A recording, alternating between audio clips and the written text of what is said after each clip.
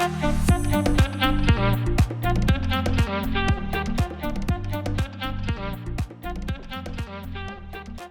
everybody. Welcome to the Tectonic Takes. My name is Favi and Ivan. I'm here with my co-host Ivan, and we're back for another edition of basically the San Jose Earthquake Dark Days.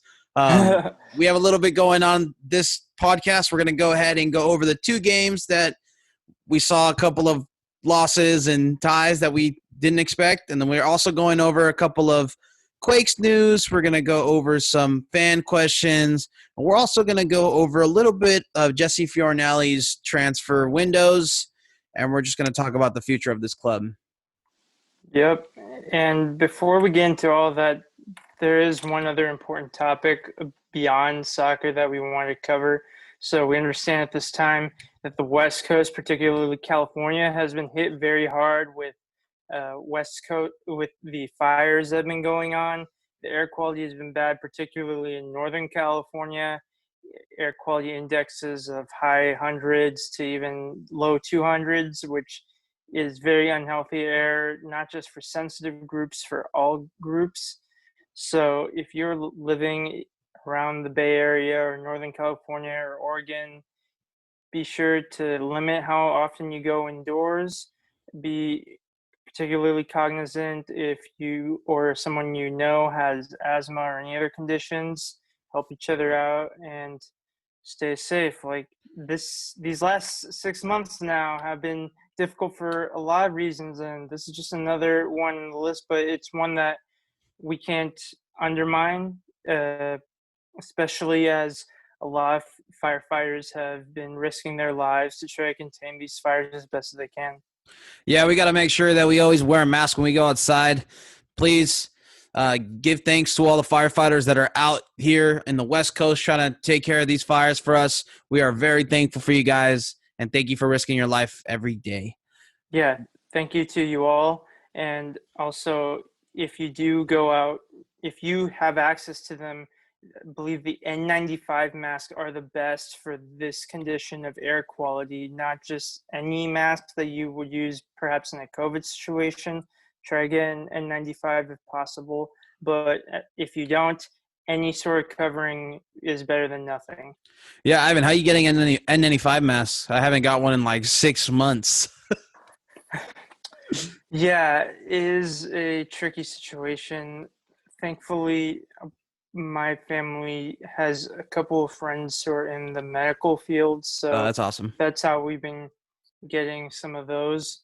Although before this air situation, and granted, in San Diego, it hasn't been affected as much as in Northern California, although there were some fires down here too that have since been contained, as far as I know. But yeah, thankfully we do have that connection, and we understand not everyone does. So everyone just needs to do the best they can. Yeah, definitely, guys. Remember to stay safe out there. Don't forget to wear a mask for COVID and for the fires. So let's go on a little bit of Quakes news. So the Earthquakes announced today their new schedule. So right after the Portland game at home, 3 days later, Ivan, we're going to play Portland at home. So definitely an oddball there. I've never seen that go back to back, especially home and home. And then right after that, 9/23, 4 days later, we're going to play at Colorado. And just like the last time, 4 days later, we're going to play at LAFC. Ivan, how do you think we're going to do in this? How do you think we're going to fare against these teams? Do you think we're going to get some W's out of these? Yes. So the first thing that came to mind is now that we've had, including these 3 games, we're going to have 9 games since the MLS's back tournament, and we've had the same 5 opponents. We're going to have played Portland, Colorado, and LAFC a second time. We already will have played LA Galaxy twice within this first 6 games. So if this pattern does continue, logically speaking, the 10th game that would come up would be Seattle. But what surprised me was that once again, the Quakes would host Portland. Maybe it's to minimize travel, so you have the 2 games in Avaya Stadium against Portland Timbers there. Earthquake Stadium, right? Earthquake Stadium, right. And then you do mix it up a bit. You're going to Commerce City, Colorado for that game, and then you go back to LA to the Bank of California Stadium for LAFC. So I'm not quite sure. There's less reasoning for why the LAFC game is another away game with the same opponent, but in terms of the quality of opposition and where San Jose Earthquakes are right now, it's looking pretty daunting. And I think 3 points might be generous. I do think that Quakes were the better team against the Colorado Rapids, so maybe that they can find a way to grind a win in the altitude there.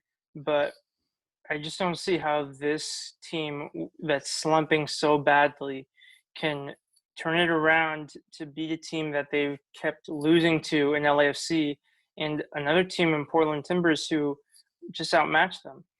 Yeah, this is truly San Jose Earthquakes, the dark days. It's hard to predict these upcoming games because I just don't see any difference from the last 3 games that we saw.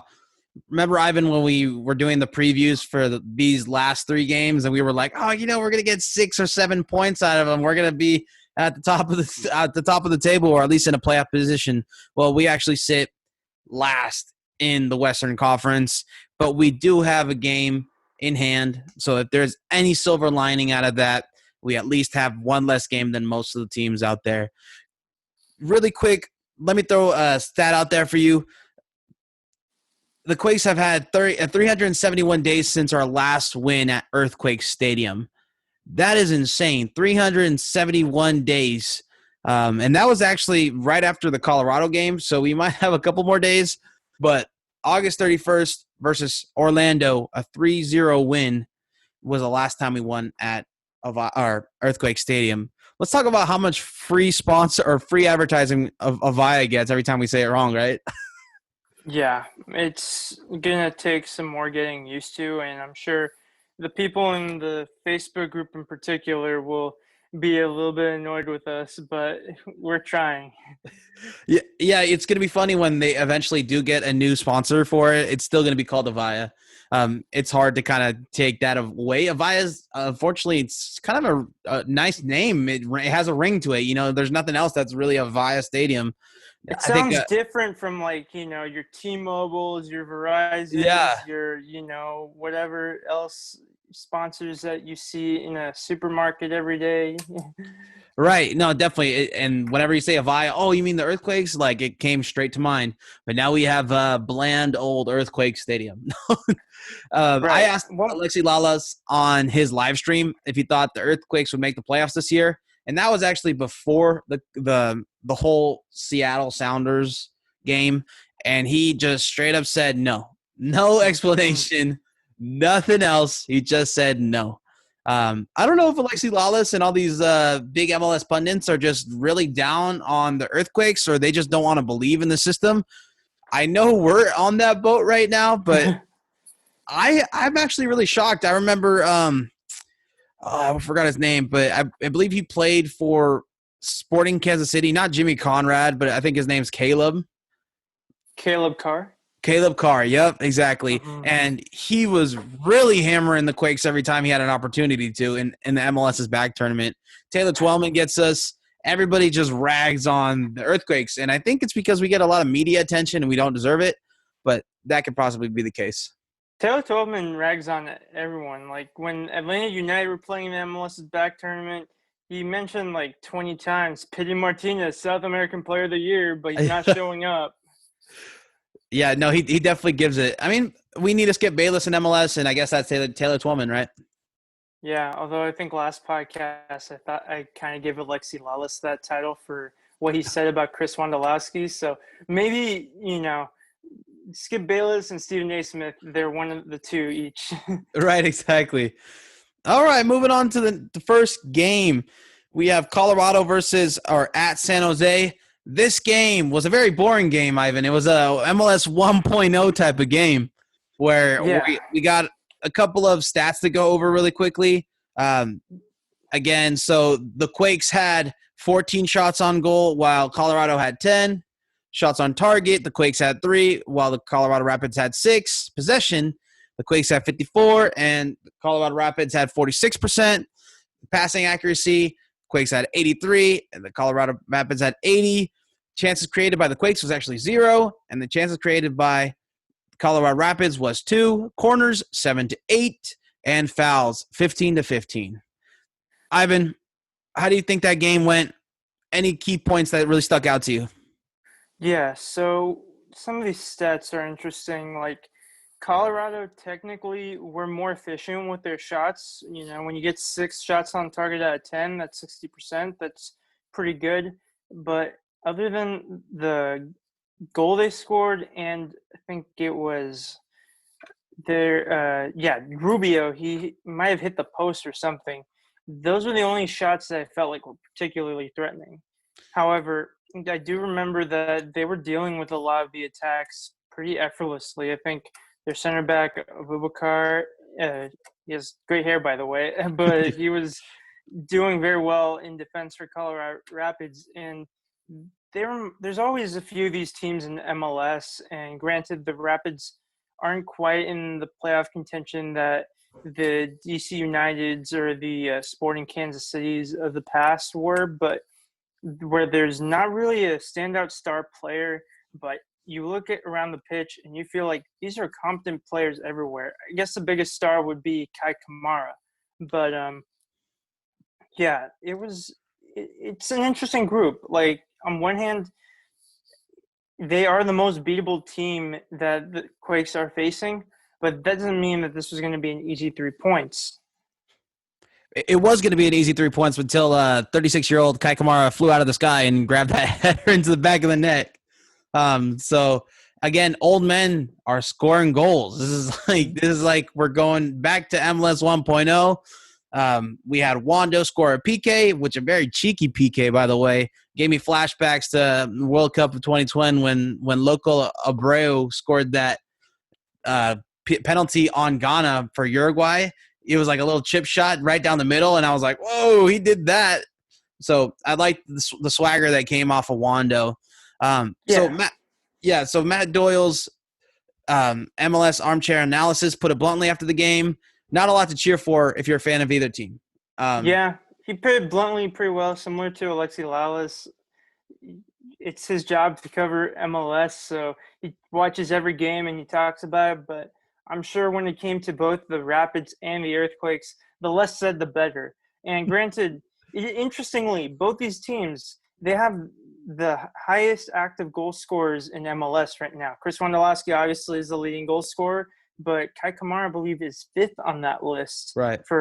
So it's pretty interesting, and is unfortunate. Like, you kind of want to tell them, like, hey, it's okay if you want to ring chase a bit with some of the better teams. Just kidding, Wando, we love you. Don't leave. But yeah, who would have thought that? But and also worryingly, Danny Houston went down in the first half with an injury, and this was after he was on the few bright sparks in the last group of games. Yeah, exactly. He had that late goal against the LAFC, and we thought, well, it's Houston season. Everybody get ready for this tall guy with nice hair to start scoring goals. But he goes down with the first half injury, and then we get death taxes and Wando scoring goals. I mean, yeah, we're always gonna see Wando scoring goals. Ivan, in all seriousness, what do you think the final goal count for Wando is gonna be for his career? I think it's going to be, if he plays one more season after this, I think we could see him get to 180. Yeah, I was gonna say 180 is a good mark. He needs to start padding those stats because I mean, guys like Kai Kamara are still scoring goals. So we definitely need to get him out there on all the penalty kicks. I was kind of sad when Magnus Eriksson was taking all of them because Wando's just as good, or if not even better on the rebound. Again, do you think anybody will catch Wando? Do you think it's possible? If anyone can, Kamara will be. But other than those two, I feel like we're seeing a lot more movement between teams. Another person that could be in with a shout, granted, I'm not sure how much time he has left playing at that level, especially once LAFC have all their attacking pieces. There's going to be some competition spots. Bradley Wright Phillips, I'm sure he has a pretty big MLS goal haul to his name too. Yeah, he's definitely going to be up there. That's the only player I'm really truly scared of coming up the ranks and passing Wando. Let's just hope he let's hope that LAFC gets a better attacking option and he stops scoring goals. So that can always be Wando's thing. Hey Ivan, does Andy Rios have a shot on target since MLS is back? Yeah, but probably not. But it's okay. He's a hardworking defensive striker. He doesn't need to score. It works for Roberto Firmino, so Yeah, I thought that might work here. I look at Andy Rios play and I'm like, wow, this guy's a kind of like a shitty Argentinian Quincy Amarikwa, At least Quincy would score. So I mean, a very physical player, very, very strong with the ball, just like Quincy Amarikwa. But Quincy would find a way to just burst past the defenders and just score bangers, and that's why we all loved Quincy, because he would get the job done, even nice when save there. yeah, nice even save for when he comes to this podcast. no, but I mean, we all love Quincy, so we love him. We love you, Quincy. It's Andy Rios is kind of built the same way, but he doesn't score the goals. He doesn't back it up like Quincy Amarikwa would back it up every time he would score, and he would also show the most amount of effort. We don't get that out of Andy Rios, and unfortunately, it's coming really evident these last two games. Yeah, I want to give a quick shout out to Quake74 from Discord for providing us with the August 31st versus Orlando City stat. And this was part of a comment that he left saying that since then, nothing. It's just the mood of the fan base right now, thinking not much has changed since then somehow. Yeah, missed opportunity for the Rapids, like we were talking about in the podcast before. It's the most beatable opponent in this schedule. We're not playing the likes of Seattle, Portland, LAFC, LA Galaxy, and we still only put up a draw. Ivan, do you have a stud and do you have a dud for this game? Yeah, it was a pretty interesting game. Sometimes tough to watch, to be honest. I would say Chris Wondolowski for stud because he did put in the goal. And at this point, the most important thing right now is getting points. Quakes are desperate, gasping for air for any sort of points right now. So his goal at the end of 90 minutes, it wasn't the 3 that we wanted, but at least it got the Quakes 1 point. The duds, I split it between Jackson Ewell and Daniel Vega because they were equally responsible for the goal for Kai Kamara. Ewell lost his marker, and Vega, you got to commit if you come off your line, and he didn't. It was an open goal pretty much. Yeah, so my stud was Paul Marie. I thought Paul Marie had a great game. He stepped in for Tommy Thompson, and he showed some promise. And then, again, my dud was just like yours, Jackson Ewell. He went down way too easily when he was against Kai Kamara on that goal, and unfortunately just let him do whatever he wanted to do with that header. Yeah, so before we get into the next game, I do have a short game to play with you, Favi. Are you ready for this? Yeah, let's do it. Right, so I'm going to name an MLS city / location, since some of them are states, and you have to guess in total how many sports teams between the 5 major professional sports leagues in North America that location has. So I'm going to use a non-MLS city, for example. If I said Cleveland, and using the fake MLS team included, you would say 4 because it would be Cleveland MLS, Cleveland Indians, Cleveland Browns, and Cleveland Cavs. So 4 total. So do you understand what I'm asking you? Yeah. I was about to say 3, so good thing you got good thing you said 4.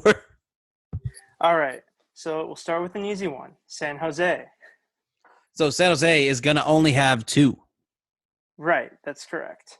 And we're going to start on the West Coast and we're going to work our way east. So how about LA?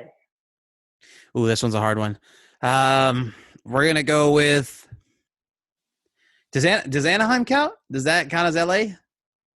It's kind of far away from LA, but for the purposes of this, we'll count it. Sorry, SoCal people. Yeah, so I'm going to say 8. So including Anaheim, it's 10. 10? Because LA Galaxy in LAFC, and then all the other leagues have 2 each, including the Anaheim Angels and Ducks to go along with the Dodgers and Kings. Yeah, so I was thinking. So the baseball has 2, NHL has 2, basketball has 2, soccer has 2. And football has 2, so that's 10. Oh, and football. Oh, yeah, they just got 2. Yep. I All was right. off. So moving up north, Portland. Portland has 2. Correct. Yeah. How about Seattle? Seattle now has 4. Correct. You remember the Kraken. Yeah, they have the sickest jerseys, man. I mean, how can I forget? All right. Vancouver. 2. Right. Just soccer and hockey for them. That's right. That's right. So now we're moving east. Salt Lake City. Whew. I'm gonna go with 1. They have 2 because the Utah Jazz is based in Salt Lake City. So Oh, that was a little tricky. Okay. All right. Denver. 2, right? Or 3. Avalanche. 5. So including Rockies. yeah, Rockies and Rapids. Commerce City is in the Denver area, I believe. So Dang it. So we're gonna skip one of the Middle America cities for now because I'm gonna save that for last. Okay. So let's go to Dallas. I'm gonna say 4. They have 5. They have 1 team in each of the 5 sports leagues. Wait, the Rangers? Yes. Oh. Arlington is close to Dallas. Ah, okay. All right. How about Houston? I'll go with 5. Houston just has 4. They do not have a hockey team. Oh, dang it. Minneapolis, St. Paul. 3. They have 1 in each of the 5 leagues. What? Yep. So the Vikings? Yeah, Vikings, Twins. Then they have the Timberwolves and the Wild. Oh, the Wild. I totally didn't realize that. Yeah, hockey's like your weakness. Yeah. All right, how about Atlanta? Atlanta. Okay, Atlanta. Let's see. They don't have a hockey team, so 4. Correct. Okay. There you go. Okay, how about Orlando? They have 2. Correct. They have the Magic and they have Orlando City. Okay. How about Miami?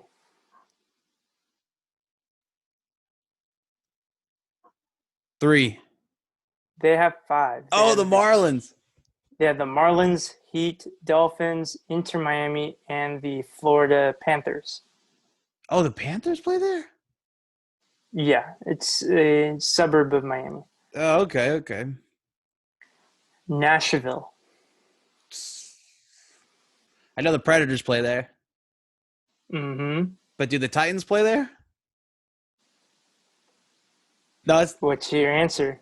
3. Yes, including the Titans. Okay. Nashville has 3. Let's go. Okay. All right, Chicago. Oof.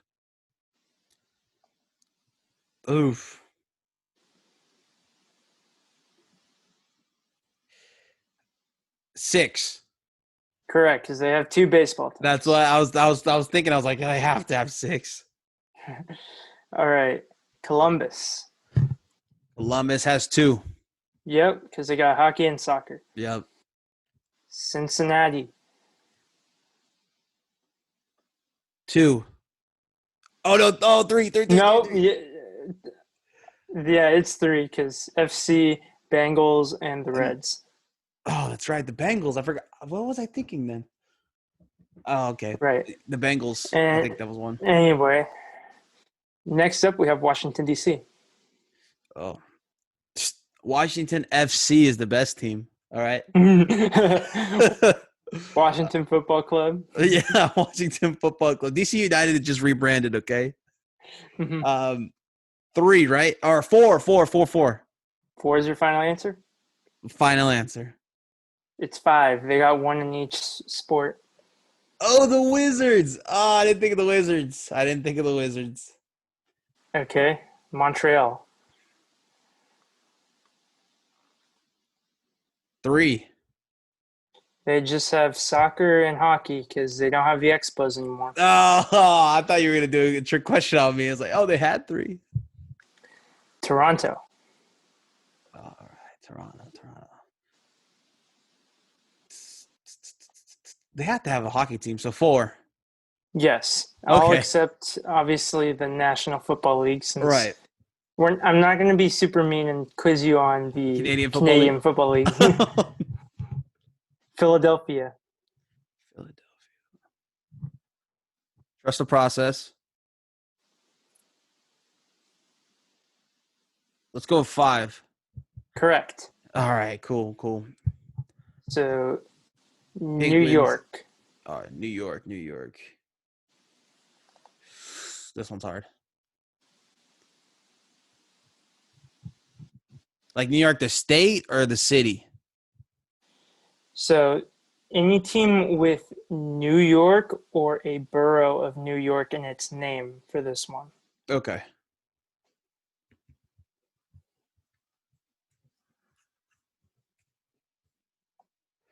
Oh, this one's hard. I'm gonna say nine.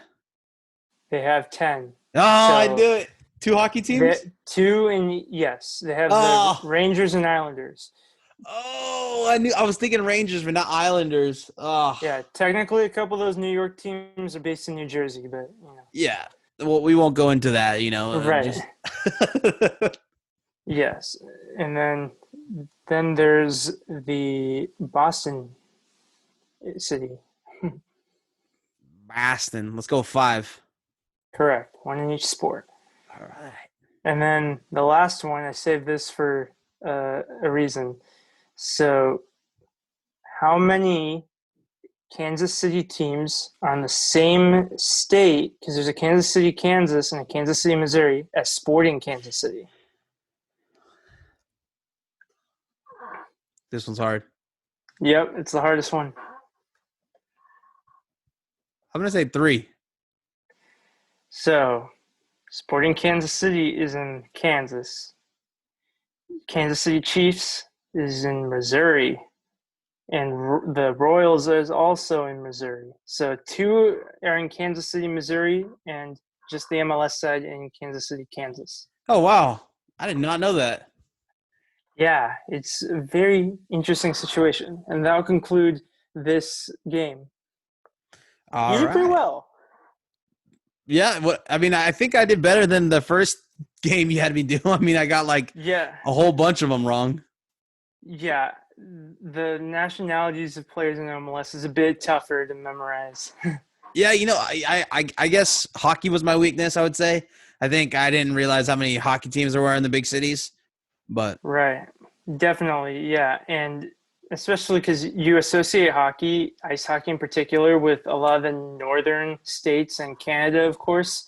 So it's right. like, wait, Florida has how many teams? Yeah, and then when the teams are like from Florida, I didn't know they were in Miami, things like that. Hmm.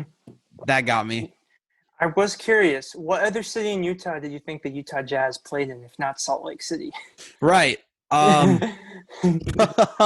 don't know. Yeah. I guess whenever I see Real Salt Lake, I always forget it's Salt Lake City. I don't know why. I just think it's like I guess it's just like Real Salt Lake. They made up that name. I don't think it's Salt Lake City. All right, so this was a fun game. Now for the less fun game to talk about the two that the Quakes played, right?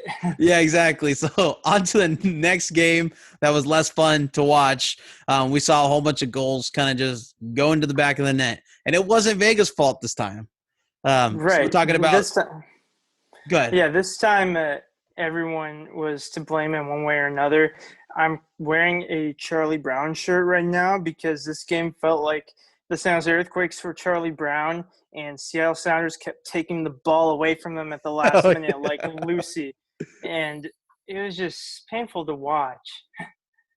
no, it was. It was again San Jose at Seattle. We're gonna go over the goal scorers first, and then we'll go over a bit of the stats. So you won't believe this. So hear it correctly. At the 4th minute, it was a goal from Jordan Morris. At the 12th minute, it was a goal from Rui Diaz. At the 15th minute, it was a goal from Kay Leardam. And then Kelvin at Leardam. Kevin Kelvin. Leardam? Kelvin. Kelvin Like the Leardam. temperature. Yeah. Oh, okay. And then at the 20th minute, it was Jovan Jones. At the 33rd minute, it was Rui Diaz. Oh, Raul Rui Diaz. And then in the 48th minute, it was Joao Paulo, the new DP signing, something that we won't see. And the last goal was Jovan Jones. And then we're going to go into a little bit of match stats. So 16 shots from the Quakes. Wait. Oh, yeah. There was one last goal. Oh, yeah, I forgot. Like, how could I miss? How could I miss that? Oh, captain, my eternal captain, Wondolowski with the PK goal at 71 minutes. On a very Yeah, controversial PK, but I understand why he called it. Yeah, a good captain always goes down with the ship, unfortunately, and he provided one semblance of something to celebrate. And it was controversial because when I was watching it initially, I looked like, oh, Tommy Thompson got fouled in the box. Penalty, sounds good to me. And then a surprisingly angry Sounders fan sent me a picture of where it was zoomed in, and you can see Tommy Thompson's foot. Like, there's a reasonable claim that he stepped on Arriaga, and it should have been a foul the other way, if anything. So, but you know what? We were down 7-0. Let's have this. Like, Yeah, I can't believe that Sounders fan really getting mad over a PK when you're up 7-0. Really just hounding it in on us. I mean, you're up 7-0. Just relax. It's one goal. I do feel bad because, like, Stephen Fry, like, the few times that he was involved in the shots, because obviously there weren't many because they won 7-1, like, he did what he was supposed to do. And Stephen Fry, he went to high school in the Bay Area. De La Salle. So, yeah, De La Salle. So, I want him to do well when he's not playing against the San Jose Earthquakes, and he did well anyway. Even though he didn't get a clean sheet, I'm sure he's not going to lose much sleep over this one. Yeah, so I actually think the PK was still a PK, right? Because if you impede on the runner or the person with the ball in the box, it still is a PK. It's a very soft PK, but I can understand why they called the PK. Because, I mean, it was kind of like that Chris Paul, Steph Curry when he steps on his shoe and just jukes the heck out of him. But right. Going into some stats, we look at Seattle having 16 shots on goal, the Quake 11 shots on target, the Seattle Sounders with 11, and the Quakes with 5. I can't believe that. Seattle with 56% of the possession, while the Quakes have 44%. Passing accuracy of 88% by Seattle, and the Quakes with 84. Chances created. Now, this is a big one. This is completely lopsided. 8 to the Quakes, 0. So that means the Quakes have created 0 chances in the last 2 games. Right. Do we miss Magnus Eriksson yet? Is that... We miss him because he resembles a competent player, which no one looked like in this game. He's probably chilling in Sweden, glad he wasn't a part of this mess. But at the same time, I'm not sure if Magnus Eriksson's in this game. It's not a similarly ugly scoreline. So Magnus Eriksson would, for some reason, we kind of harped on him. He would just turn with the ball, take a hit, get a foul, slow the game down. And that's what Magnus Eriksson was really good at, and get PKs and make the PKs. And we're kind of missing that right now. We're missing someone that has the vision to make something out of nothing, which Vako does sometimes, but he very selfishly does it. Yeah, he plays like I play FIFA. Like, I am very slow with my build-up play, and, like, I wait until I see a clear pass, because if I mess up that pass that gets intercepted, I assume I'm going to get scored the other way. And that's a very similar fear that the Earthquakes had realized in this game. Yeah, I mean, Vaco's like playing pro clubs out there when you don't want to pass. Yeah, just the one yellow card. Quakes got it. That's the one of the few bright spots about the Quakes. They don't get many cards. Seattle tied the record for most goals in a game. Is this against the Quakes? I'm assuming, because I'm sure there was an MLS game where one team scored 8 goals. So they were saying that throughout Twitter. They were saying that if they get one more goal, they beat the record for most most goals in MLS game. So we are Right. definitely record holders now, or tied with that 7-1 defeat. Right, So, 8 goals total. This was definitely the worst loss in MLS history. I mean, for the Quakes, worst MLS loss for the San Jose Earthquakes by a 6-goal margin. There was a couple games that were by 7-goal margins. That was the record, and it very easily could have been a new record. Like Seattle Sounders could have had 8 or 9. yeah, and there was a couple saves in there by Vega. So the goal line saves. Jordan Morris, I thought he was going to have 2 more goals. So definitely it could have been worse. I don't want to kick the guy while he's down because Vega did make some good saves, but at the same time, did he make an impressive save before they were 3 or 4-0 down? I get he was largely hung out to dry by the defenders, Large. and maybe I should put defenders in quotation marks for that game because that didn't resemble any sort of defense I know. But still, Vega has yet to really show that he can keep the Quakes in a game. And this is not an example of something I'm going to pin or blame against Vega, but I'm not going to say that this is a turnaround of any sense. Like, it's still a crushing defeat. Yeah, no, I completely agree. Again, Vega needs to be better, but I mean, he stopped it from being 9-0. And at Yeah, this point, the only positive we have is that. uh, right. so, Maybe it's for the best that Marcinkowski or Bersano wasn't in this game because a 7-0 lot or conceding 7 goals when you're a keeper that doesn't regularly play would just destroy your confidence. At least Vega has the security of knowing that he is the starter, and he's been in lopsided losses before and hasn't lost his starting spot. So that is the one thing that he can hold on to right now. yeah, the most impressive thing about Vega is he just reeks confidence, even though he's not that good. So I guess you want that in the leader. You want someone that just reeks the confidence, just like Magnus Eriksson. I mean, I know he wore the captain armband for us, but he reeked that confidence, even though sometimes, some days, some games, he just had really bad days. So Wando now has scored 10 goals all time versus the Seattle Sounders, which is really impressive since they've only been around since 2009. I believe that Yeah. would make I believe that would make him one of the most awarded goal scorers versus Seattle. I would like to know if maybe there's anybody else, maybe someone on the Portland Timbers or Valeri or anything like that, but I think that's a pretty hard stat to beat. Yeah, it would have to be someone else who's been in the league for a long time. Maybe not even Landon Donovan because, yeah, he's been in MLS for a long time, but from 2009 when the Sounders entered the league to 2014 when he announced his first retirement, that might not have been enough opportunities. But still, if you can score 10 goals against the same opposition, that's a good thing to have. Unfortunately, there wasn't any way he was going to score the 7 goals needed to salvage anything from this game. Yeah, so Ivan, what do you think? One stud and one dud of the whole game. I am going to break the formula once again. No stud, all duds. Like, that's a cop-out answer, but it's an appropriate answer for this result. Yeah, you just got a whole bunch of milk duds there. Yeah, I have Vega as a stud. I think I know a goalie with 7 goals let in shouldn't be on the studs list, but that's how bad the rest of the team played.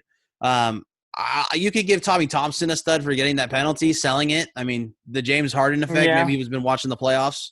But Mm-hmm. again, I put the duds as the whole team. I think the main point, I think Luis Felipe played horribly, but a lot of this goes on the whole team for not bouncing back. Not even after the 3 goals, 4 goals, the 5th goal, no bounce back at all. Yeah, and one player in particular who got a lot of attention in this game was Luis Felipe. This was his first start, I believe, in 2 years. And he started this game and he looked totally lost. And we're thinking, why did Luis Felipe think he was coming off the field when he made that line change? Almeida subbed on 5 players at once in like the last 25 minutes or so of the game. And maybe Almeida was punishing him. He seemed mad that he realized he wasn't coming off. Yeah, And this aspect is like put on your tinfoil hat and kind of think with us. Why would Luis Felipe even be on the field for this game? This is a game against a Seattle Sounders team that's just so good in the midfield. Jackson Yule, was there something behind the scenes that we don't know of? Was there a riff with the coach? Was there something that he didn't like? Why was Almeida even punishing Luis Felipe? Because he thought, he was coming off, and he got mad when he wasn't coming off. Again, why didn't we just see Eric Cavillo come on? Eric Cavillo has gotten a whole bunch of minutes during the games prior, so why not just start him? Why throw in a guy that hasn't played for 2 years? Again, these are all questions we are all wondering. And some on Twitter, and then Jorel Soria from the Quakes After 90 pod kind of said, maybe they're doing this to kind of really get those bad losses in so that we can open the pocketbook a little more to get Black some and good Azul. talent in. Black and Azul pod, you mean, right? Yeah, Black and Azul podcast. Yeah, from Joe Soria said that. And I thought that was really, really kind of a funny thing to think about. I mean, why even put Luis Felipe out there? I still don't understand. Eric Cavillo was playing great. I mean, he wasn't playing bad. He would have done better than Luis Felipe. So just a couple of things to think about. I think we can give ourselves credit for Eric Cavillo getting minutes because he didn't play before we had him on the podcast. Yeah, exactly. I talked to him a little bit, put some confidence in him. I made him believe in himself a little bit. Almeida's office is like, you know what? These 2 fans think I should play more. I want to play more. Shout out to our weekly podcast listener, Matias Almeida. Thanks for listening. Yeah, but I think if Almeida was trying to prove a point, I think this might show that it's not the best locker room culture out there because Felipe, he hasn't done much right considering he hasn't played that often, but he hasn't played that often. So the struggles that Quakes have been having, you can't blame it on him. If you are trying to make a point that this roster needs more depth and more signings, that's one thing. But at the same time, you're ruining a guy's confidence and you're making everyone else feel uncomfortable because if Felipe was set up to fail, it can happen to anyone else. And so that's why I have a hard time believing someone as accomplished as Almeida has been in more cutthroat leagues, if we're being honest, leagues with relegation and promotion and more immediate consequences. Like, if this was any other league in the world, someone would have been fired by the time we're recording this podcast the day after this loss because of this result. Yeah, I don't think Almeida or Jesse's going anywhere because that's just going to require more work out of our owner. And unfortunately, he's not going to do that. So, again, this is truly the dark days. This is truly the lowest of the lows. Again, we had a streak where we just didn't win any single game, but we didn't never lose this bad. It almost makes Michael Starhay kind of look like a top tier coach. Maybe we were a little too hard on him because basically with almost the same guys, he got some sort of results, a lot more than what we have with Matias Almeida. Did he get them to the playoffs that one year when they lost to Vancouver? No, so that was Ian Russell. So Ian Russell took over halfway they're starting through. to blend together at this point. Yeah, well, I Right. mean, he Okay. started the season with them, so I mean, Right. he gets some credit. But yeah, after a Right. couple of big losses, it then went to Reno's coach Ian Russell. Um, Right.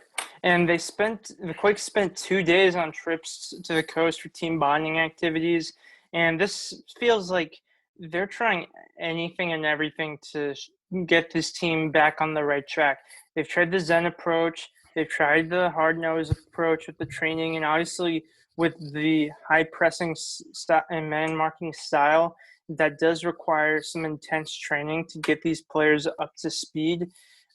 And maybe even then it's not working because maybe it's like a Klinsman USA situation where like you're overtraining these players possibly too. hmm.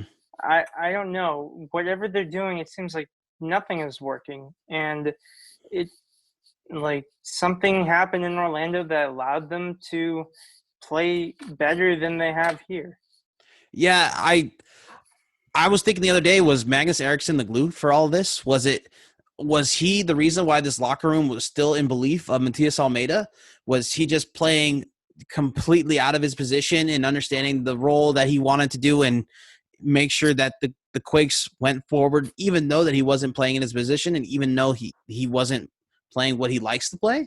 Again, uh, I don't know if Matias Almeida has lost the locker room, and it's kind of daunting to think about. Wow, this superstar head coach that was possibly coaching for Monterrey, Mexico's national team, can't even control the San Jose Earthquakes locker room when it's not even. I hate to say it, but not that serious when looking back at like a Chivas role or his role in Argentina. So again, this is just baffling to me. Right, and it's not a slight in MLS or a slight in San Jose. It's just observing that even still, like even though there's millions of soccer fans across the country and probably even millions of soccer fans in California alone, that it there is more that goes on in San Jose in particular than following the earthquakes. There's another sports team. There's all these tech companies. There's the hustle and bustle of life, and Guadalajara is a pretty big city too. Don't get me wrong, but the Chivas is the heart and soul of that city. That when the city almost shuts down whenever there's a Chivas game, particularly if it's the Clásico against America, so it is a different level of pressure playing for one of the biggest clubs or managing for one of the biggest clubs in Mexico versus managing an MLS club. Yeah, so let's just look based off of what you said. Let's just look at the pure stats. I mean, the San Jose Earthquakes as a team has about 270,000 followers on Twitter, while Alanis has almost 1 1/4 of that. So he has about 375,000 Twitter followers. So that's just one player. So again, the Chivas role was a lot harder than this, but at least in the Chivas role, you got that pocketbook to spend somewhat cash. Right. And briefly, before we get into our previews for the next upcoming games, I do want to give my thoughts because you and I, we both tuned into the Black and Azul post-match podcast, and I'm sure that we took away different or maybe in similar feelings from it. Mine was that I felt like they did a good job dissecting the game in a way that, okay, we got through the bad and they didn't let anything left unsaid. They were very honest with their assessment. They had an opportunity to speak to Chris Wondolowski in the press conference as well, which is really interesting. And they asked him some tough questions without being too overt in wondering if there's something going on in the locker room or team culture. And they did their best, not necessarily to give the Quakes fans hope that things will get better because you can't realistically sell that after a 7-1 loss, but to give us fans a forum to communicate with each other, to express our thoughts and vent, and it was very cathartic. And I'm hoping that listening to this podcast here on Tectonic Takes can also be a cathartic experience, because I know if you're listening to this, chances are you're a Quakes fan and you're as frustrated and disappointed in this team as we are. But we are here for you, and we're going to get through this. Yeah, shout out to Black and Azul. They did a great job basically telling us all they think about the owner, all they think about the game. And I actually like the take that the guys were talking about where this owner's not going to do anything. I mean, like I said on the podcast before, this owner has a house in a good neighborhood and he's just not improving his house, but he knows if he sits on the lot that all the houses around it will make his house valued more. And again, that's not going to change until the other houses start to think that his house, the Quakes owner's house, is going to drop their price. So that's what we're kind of seeing with RSL right now. I mean, he's the owner for RSL is getting pushed out because it's costing the MLS money, and we won't see Fisher leave at all until the other MLS teams feel threatened, or maybe he catches on. Maybe this is a wake up call for him, and he's like, I don't want to be embarrassed again. And we all pray and hope that he does, and just drops that checkbook and signs Andres Guardado. That'd be cool. Yeah. But they need to make a move like that now. I mean, they've lost a lot of hope and a lot of season ticket holders. I saw a lot of people on Twitter kind of saying that they're not renewing because they're sick and tired of it. And this has been for the last 3 to 4 years. Unfortunately, even before Almeida, people were just sick and tired of this after the first couple of years at Avaya at the time, and now Earthquake Stadium. It kind of lost its nice. It kind of lost the newness of the stadium, and people just wanted to see results. Right. And I understand people who don't want to renew their season tickets after this. And that doesn't mean that you're no longer a Quakes fan if you're not a season ticket holder. Of course not. There are several fans like myself, partially a large reason why, because I live 8 hours away from San Jose, but that there's so many ways to be a fan. And unfortunately, being a season ticket holder is a luxury that some people either can't afford or they would rather not commit to if the product is constantly underwhelming. Like, you can handle losing games if you're competitive, if you're losing games 2-1, 1-0, or 2-0. If you're constantly losing by these scorelines that we've seen so far in this last month, then that is really pathetic.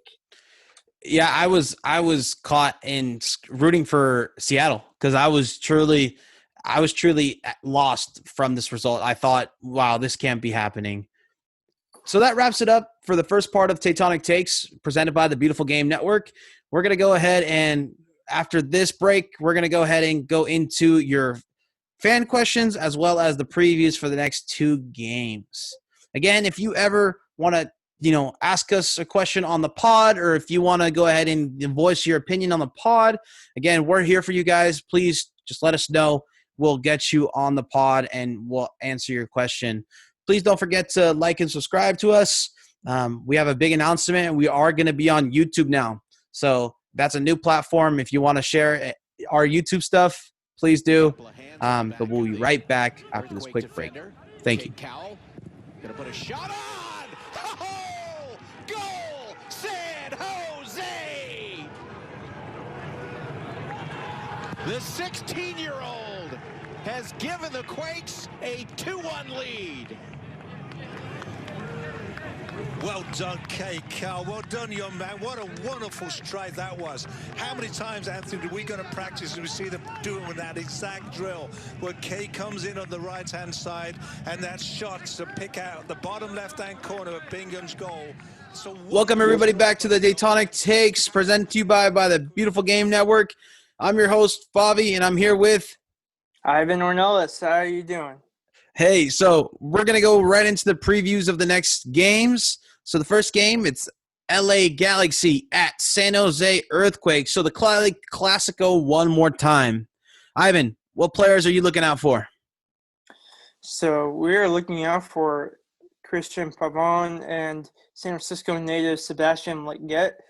They pretty much had their way with the San Jose Earthquakes last time around, particularly Pavon matched up against Tommy Thompson, and that'll be an interesting call to see which right back gets the nod for that game, whether it'll likely be between Tommy Thompson and Paul Marie.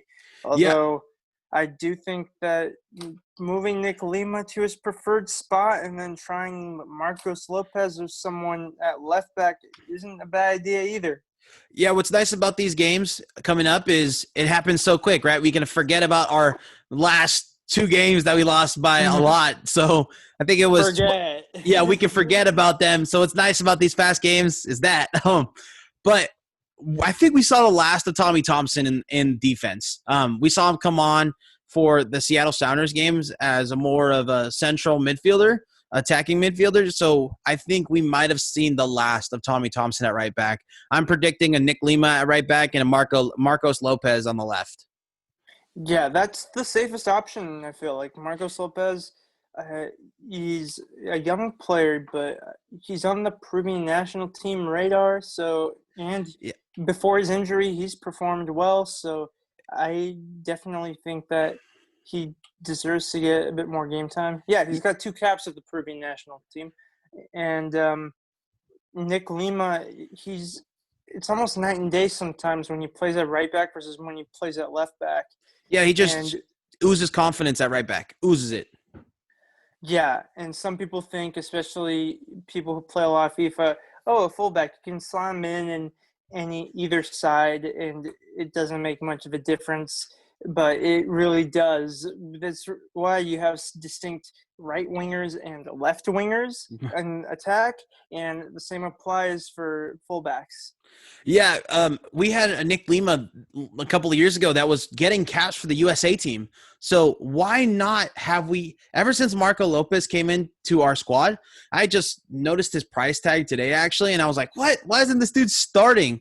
So he was an expensive player to bring in. He wasn't anything cheap. So I think he should be starting on the left and Nick Lima on the right. That's our best lineup. Again, it seems like Matias is just tinkering a little too much when he doesn't have to. Again, yep. I think – and there are rumors that Chicharito could be fit for this game too.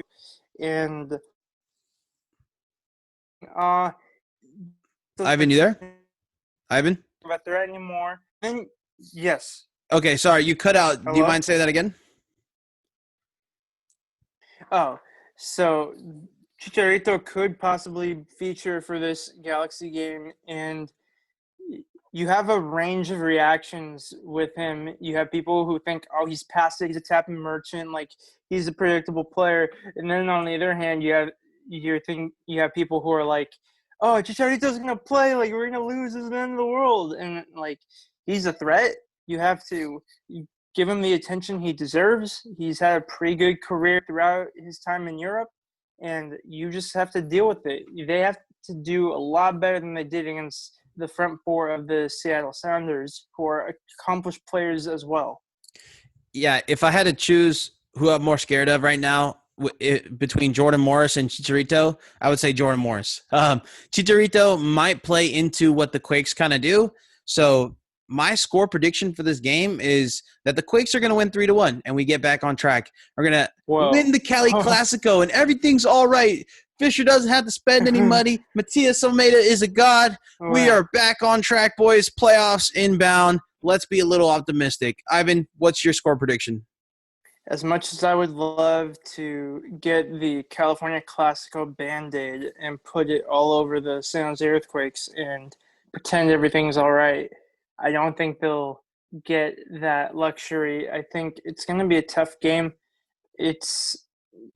Galaxy are winning with confidence, and part of it is that they've played LAFC multiple times as well, and LAFC just haven't cracked the code against LA Galaxy, so that gives Galaxy more confidence. And they're on the upward trajectory. San Jose Earthquakes are downward spiraling. It's tough to see a team bounce back right away from a big loss. And I think it's going to be another one. I don't think it will be as big. I think it will be a 2-1 loss. Okay. Yeah, I think Pavone is going to expect Tommy Thompson to be at right back, and then they're going to get overconfident, and maybe we sneak out a little victory. Vlaco, a couple bangers, and then maybe a Shea Salinas extra time winner. All right. I think Pavone will terrorize whoever is at right back, but I hope it won't be a repeat of that performance against Tommy Thompson.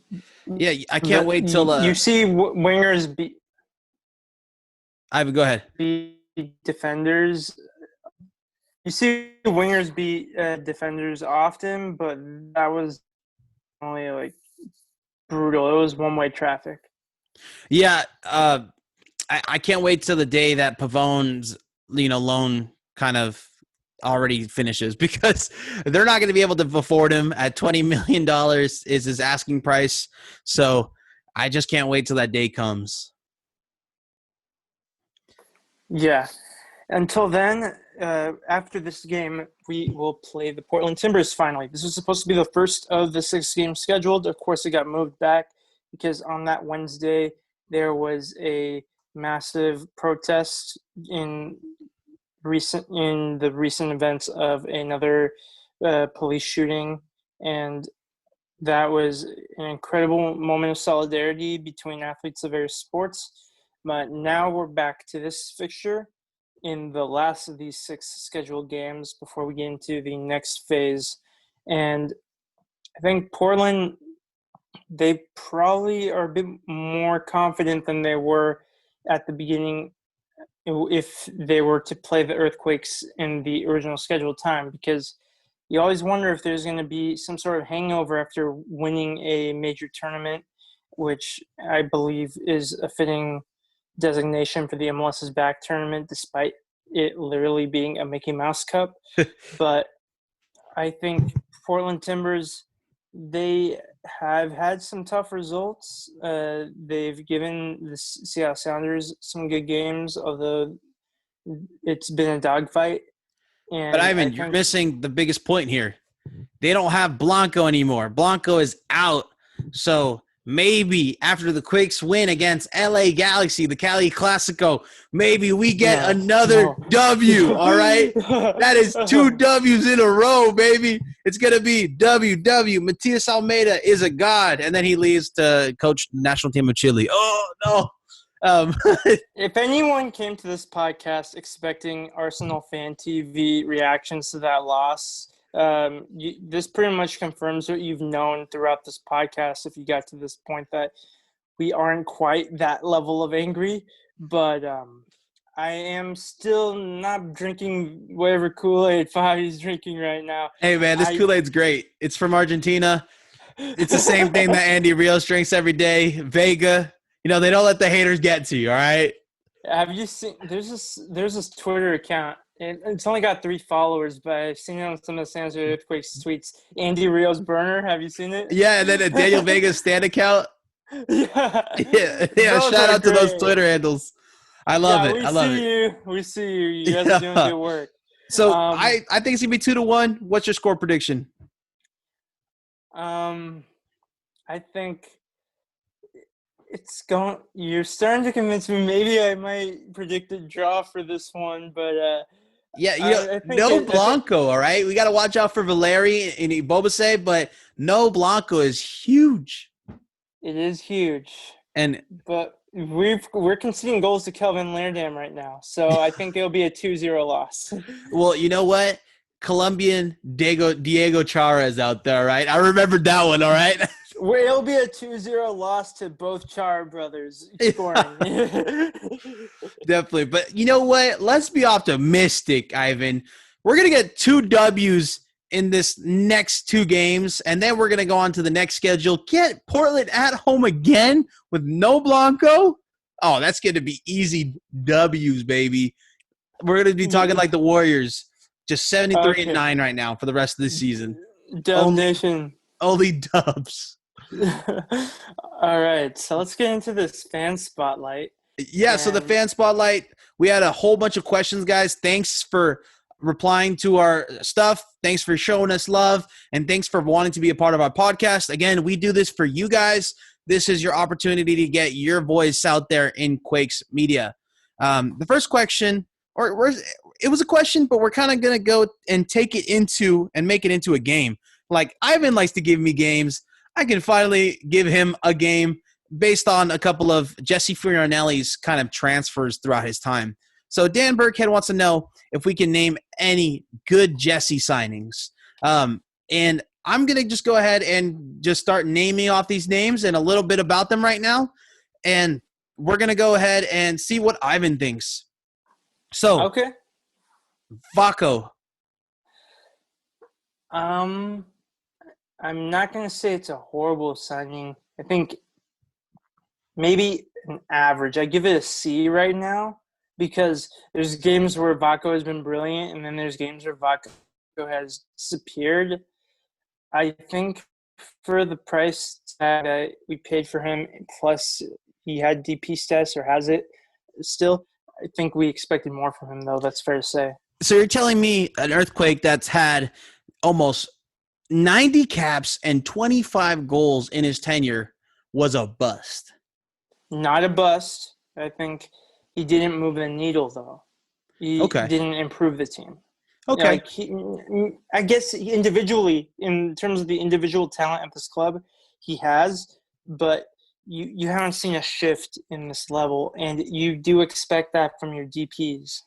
Okay, so I'm gonna make this game a little easier. Right. Since it's kind of a gray area, we're gonna rank it on 1 to 10. So Okay. 1 being the worst and 10 being the best signing of all time.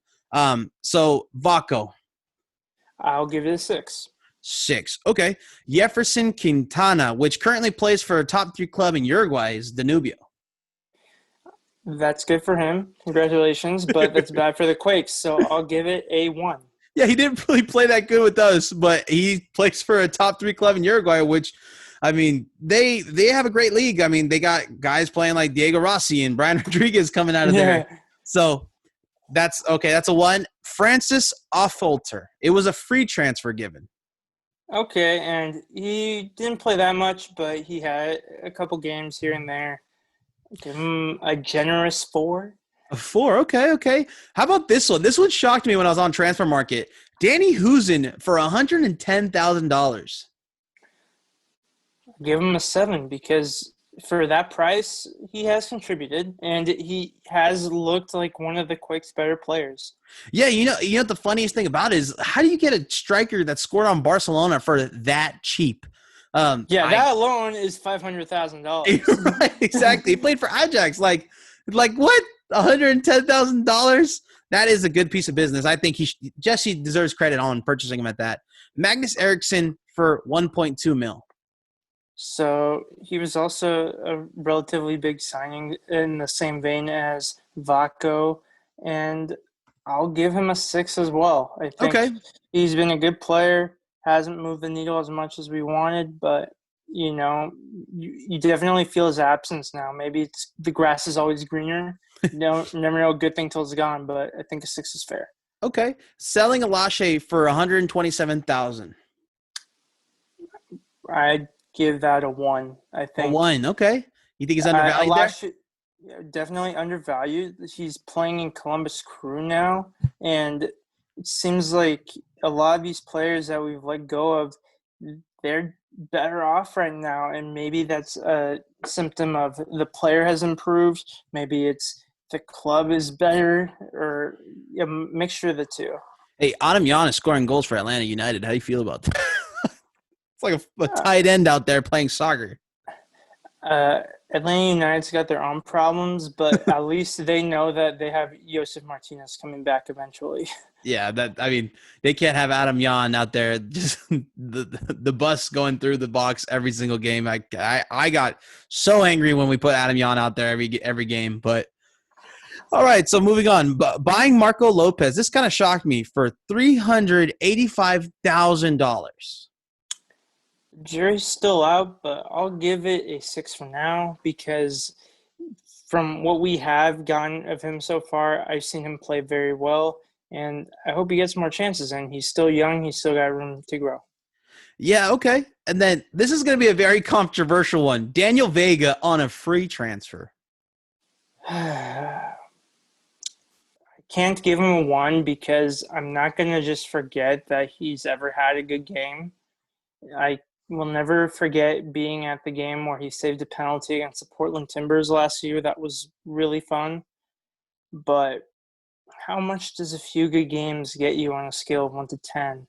It was a free transfer, and there were at times where he looked like an MLS keeper despite coming from a lower division.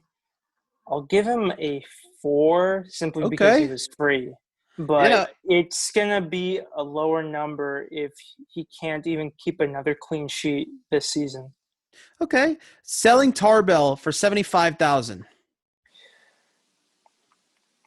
I mean, it is kind of low, but Tarbell wasn't doing much here anyway. I'm going to give that a 3 simply because the price tag is a bit low.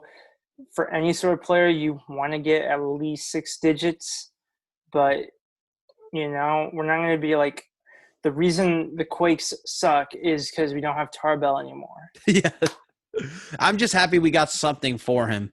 All right. So this one seems like a fleece. I mean, based off of all of these players that we have here, selling Godoy for $635,000. I'm going to give that a 2 because maybe Godoy was at the end of his rope in San Jose Earthquakes. Like, at the time, it didn't seem like we needed him, whereas opposed to by the time Magnus Eriksson did leave this club, it felt like Eriksson was leaving a bigger hole than Godoy. And granted, that was before we knew that we were only going to sign Alanis on loan in the past window. But still, he is a serviceable player.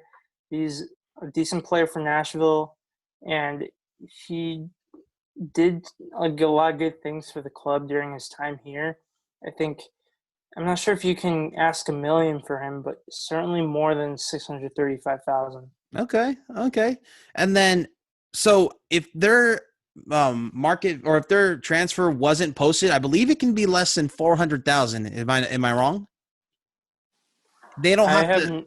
I have no idea when it comes to transfer market and MLS stuff because MLS has like 49,000 different rules for this. But Yeah, I think if it's under a certain threshold, either 500,000, they don't have to disclose it. So okay. yeah, and I know the Quakes are really secret about their numbers. I know I didn't put a number for Vaco, but I believe it was closer to like a 3 million price point with his salary included. So they kind of just put it along with his salary or his transfer. Yeah, and I get that too. Vaco wasn't necessarily riding the bench in Vitesse when the Quakes got him, and he is a Georgian international, so. Yeah, okay. Yeah, I think that your rating of a 6, yeah, was for Vaca was fair. Next up, we have your favorite player. So, given that it can be under 500,000 to bring them in, what do you feel about Andy Rios? I'm thinking of an apt number higher than 0, lower than 1, but this is a math class. I'll just give him a 1.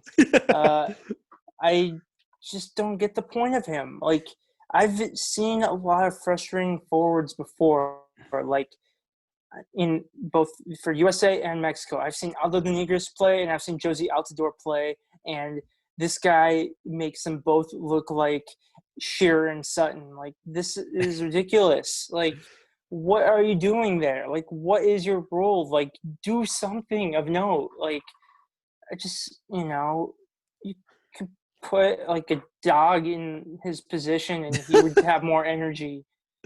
Yeah, it was evident he kind of was out of it when he had that I think it was a late hit on Rolled On. I mean, dude, what are you doing? Like, stop. If you're going to try, look like you're trying, just don't try at all, right? And that's like the Luis Felipe way right now. I think I just rewarded the listeners hoping for an Arsenal fan TV streak in me with that assessment of Andy Rios' play for San Jose Earthquakes. You're welcome. I got it out of my system.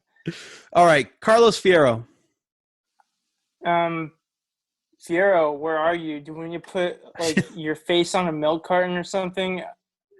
He gets the Chivas boost for me, but for now I put him as a 2. A 2, okay. And he hasn't done much. So given that these are underneath the undisclosed transfer fee, you give Carlos Fierro a 2. Okay. I think his hype should be more than $500,000, but I guess they all knew something in Mexico that we did not see. And the next one would be Utzon. What do you think of Utzon? Yeah, one last thought on Fierro. I follow Chivas very closely, and he was part of some decent Chivas squads, but like he always felt like that wonder kid that just didn't feel like he was gonna make that leap that people maybe expected of him when he was younger. As for Yudson, we got him for a pretty low price, and he has had some decent games. But I'm trying not to cloud my judgment too much on his very bad games this year.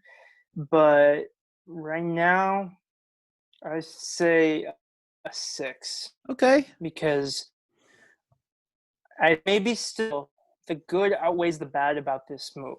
Like, whereas I don't know what the hell Rios and Fierro are doing these days. One playing and doing nothing, and the other not playing and doing nothing. But Judson is there. Availability is a good ability to have in a player, and we know what his role is, and he has completed that role at times. Okay. And then the last one, rounding up the pack, is Espinoza for $2.5 million. I think we still need some time, and I think, unfortunately, because he had to turn his loan, maybe turning his loan deal into a permanent one prevented San Jose Earthquakes from making another move. But then again, like, that's a pretty lame excuse if that was the case. I do want to give him some more time, and it may seem weird that I gave Judson and Vaco a little more, slightly better score. For now, I'll give him a 5. Not too bad, not too good. I think we know that he's a great player. I think he's the highest rated player on this team in FIFA 20. Not that that makes too much of a difference for a lot of our listeners, but it's something. And I think Espinoza, he is a creative player, and creative players come in short supply in this team these days. Yeah, so just racking up all the points real quickly. I'm trying to see what your average for Jesse Fiorinelli was, and I see you're kind of across the board. I mean, looking at the numbers that you have, is it Jesse Fiorinelli out, or is it Justin Fiorinelli is okay? So I think it's still Fiorinelli out. I think these are like, I'm trying to count all these. That's 4, 8, 12 signings, and none of them is a 9 or a 10. Like, usually by accident, if someone makes 10 signings, one significantly improves the team in almost any club. So, usually you don't expect 1s or 2s or maybe even the 3s. Yeah, so your average came out to 4. So 4 out of 10 on Jesse Fiorinelli's time here. And the highest number was the business 7. of Danny Husen for $110,000 at 7, which is actually a great steal. I don't know about you, but I think it's pretty good. Right. And obviously you don't get to be in Fiorinelli's position without doing something right before you get the job and once you get the job. I give credit where it's due, but at the same time, he seems like part of the problem right now. What about hiring Matias Almeida? Does he get credit for that? He definitely gets credit for that, because when you're looking at players of international recognition, Wondolowski is a well-known name in the United States. Like, if you're an MLS fan, if you're a Philadelphia Union fan, you probably don't know most players, but you know Wondolowski because he's a U.S. international. Maybe you know Lima and Yule for that reason too. But if you're an MLS fan from like the UK, before Wondolowski, you've heard of Almeida. So yeah, the craziest thing is that we have to give him credit for that. I mean, even if Almeida has stunk completely and has really not done anything for us, he still has brought a lot of buzz and nationally televised games to us. So I would give on the Almeida signing a 10. You remember when they were having a scout for coaching go all over the world looking for a coach, and we were like, oh, come on, like, let's all be honest. You're just gonna hire Ian Russell. Like, what's the point of having a whole scouting gig and everything going on looking for a coach? and he outdid himself. I mean, he got a coach that was supposed to be the Mexican national team's coach. He picked us over the Mexican national team. Like, you can't do better than that. That's like, in the coaching world, that's like signing a Zlatan or a Marcus Rashford. It's insane. That guy was on the up. I would give him a 10 for that. Yeah. Also, there's a lot of Liga MX fans as well as Chivas fans in the Bay Area. So people who follow that club in league but maybe didn't care about MLS before, they're certainly at least keeping tabs on the San Jose Earthquakes now because of Almeida and because of subsequently players they brought in such as Alanis and Fierro from Chivas. Yeah, I think Fisher's not going to fire Jesse this year or next year just because he did a good job bringing buzz, and buzz means money, to the Earthquakes.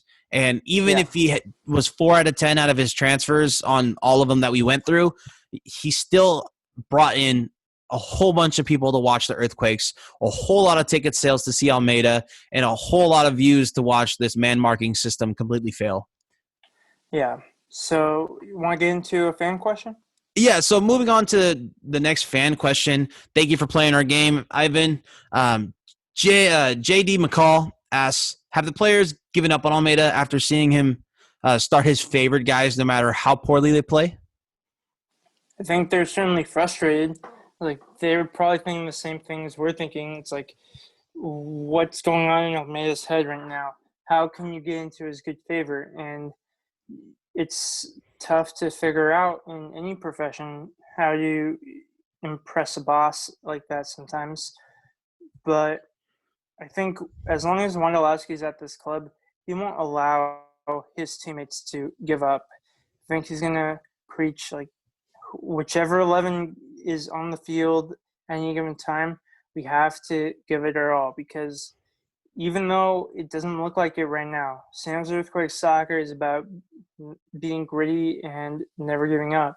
And hopefully they still find that fighting spirit. Yeah, I completely agree. Wando, please do not retire, especially right now, because we're going to need you for many years to come. If Almeida leaves too, we're going to need you. Yeah, if nothing else, like, he deserves to retire with his last game being with fans at the stadium, and that is not ready to happen just yet. All right, so the next fan question is going to be Kevin Portillo wants to know, are there any rumors with players being linked to us? Ivan, have you heard anything? Have you seen anything? Do we need a milk carton for Jesse Fioranelli? Because I don't hear anything on his side. It's like, I don't think you were even rumored to the Reno players that aren't on loan at Earthquakes at this point. This is really sad. I can tell – I'll answer this question with the players I've signed in my rebuild San Jose Earthquakes FIFA 20 career mode, and just let you daydream about these signings for a bit. So I replaced Daniel Vega with Matt Turner, the goalkeeper from New England Revolution, a competent goalkeeper. Imagine that. And we got a new center back. We got Aaron Long from New York Red Bulls, linked with West Ham, but instead he came to San Jose Earthquakes. So you know what's funny is you're naming guys that are in the MLS, which the Quakes never do. We never purchase in league, and that's something Jesse Fioranelli doesn't like doing. Yeah, and then the last two signings I made, I did exploit the release clauses a bit. I exploited the release clauses of Beltran and Antuna of Chivas. So we got another center midfield, and we got another winger option there for the Quakes. So right now the starting 11 looks like we got Turner, and then we have Tommy Thompson, and this is still the version of the Quakes where Tommy Thompson hasn't had his right back role murdered by Pavone. So Thompson, alternate Long, universe, Youngworth, because Youngworth is actually the highest rated center back starting at San Jose Earthquakes, despite him starting the least out of the three major ones. Left back, Nick Lima, just to accommodate Tommy Thompson. He has both positions in the game, so in that case, that's fine. Then I have Judson and Jackson Ewell in midfield. A front four of Husin, Antuna, Vaco, and Espinoza with Wando the super sub. So There that you looks a go. lot more Okay. fun. And I'll leave a link in the description to my rebuild so you can track the progress I made as I see how far I can take the Quakes, how long it'll take for them to win an MLS Cup. Okay. Shout out to all the FIFA fans out there. Definitely listen up. To answer Kevin Portillo's question, I guess no, but I guess any player that has ever played for Matias Almeida is on the market. Anybody else want another Andy Rios? I know we do, or a Vega. We just want something. Some Can hope. we drop him off at San Diego or something? I'll ask the Fair Weather Pod on the Beautiful Game Network. Would you want Andy Rios playing under Landon Donovan? That would be interesting. You know, that's a good question. Would any USL team just take Andy Rios from us? Yeah, if the USL can provide us Daniel Vega, why can't we return the favor with one of our Argentines? So the next question, Javi Diaz asks, can this club get any more mediocre? So another way to phrase this is this loss to Seattle Sounders the lowest possible point? And it's scary to think that I can't confidently say yes. It doesn't get worse than this. Well, you know what, Ivan? I say yes. We're going to get 3 W's upcoming, all right? I'm calling it now. I'm calling it now. Hot take. W against LA at the Cali Casco and 2 W's against Portland at home. We're going to shoot right back up the table. We're going to get some guys in. Jesse Fiorinelli saves his job. Matias stays until he gets a better offer at another club. But we're going to be in the driver's seat to make the playoffs after these 3 games. I can't wait to ask you about these predictions the next podcast we do. Kelsey Chaidez asks, what is Almeida's plan B in matches where his preferred tactical setup is clearly not working? Is there a plan B? Yeah, I'm going to say there is no plan B. So if Matias is not working, if it's not happening, we're losing that game. And it's evident. There was an opportunity to use a plan B ever since they lost to Minnesota badly in the MLS's back tournament. It could have happened in any of these games, but he will live and die by this tactical move of his. And yeah, it's what we got to deal with, unfortunately. Yeah, you know, it's funny. We're gonna live and die by this. I mean, we might be the laughing stock of the league in the world, or we might be the best team in the MLS. It's literally the highest highs and the lowest lows. So Paul Tracy from Facebook asks, what are the front office plans to address the weaknesses of the current squad manifest, and what is the timeline to address these needs? And basically, this mattered to Paul because of just they don't know if they want to be a season ticket holder next year. And I'm going to say that they better address this transfer window or in the winter, or else they're going to lose a lot of season ticket holders for next year. Yeah, the time to act is now. Any club who's lost this much by these margins of goals is going to make moves the soonest opportunity they get. So the fact that we aren't linked to anybody right now is really upsetting and really strange. Yeah, I'm at a loss of words. If they don't do it now, they're going to actually see some effect on the pocketbook. And then our last question is VE Juice from Discord. This was a very, he actually asked this to all of the people on Discord, but I'm going to ask you, Ivan. Do you reckon that this man marking system works in MLS anymore? I don't think so. I think maybe it is if this is MLS 3.0 with these 26 teams now, I think at best this could be MLS 2.0. And maybe the Quakes were able to sneak up on some teams in 2019 and then again MLS is back, but it's not sustainable. I think if we get a proven talent and a proven leader and a proven defender and we spend the cash at least over $2 million on a transfer one of these windows, it might juice up the team, and we might be able to make some noise in the playoffs if we land the likes of a Vancouver Whitecaps or maybe even a RSL in the playoffs. But I'm very confident we're going to win 3 matches in the next 3 games. Ivan heard it here first on Tectonic Takes. Ivan's hiding his face right now. Over and over again to convince yourself. Yeah, I am. I'm convincing myself right now. We got to be optimistic, guys. We're through and through Quakes all day, black and blue in our blood. That's true. We don't know how to lose this bad, but we won't be here again. And I promise that. That's the Matias Almeida promise. All right. That's the Favi Renkel and Ivan Ornelas promise. Yeah. And hey, I'm still repping San Jose Earthquakes, even in San Diego. Like, even when I attend the LAFC watch parties, I only do it because the enemy of my enemy is my friend when it comes to the Galaxy.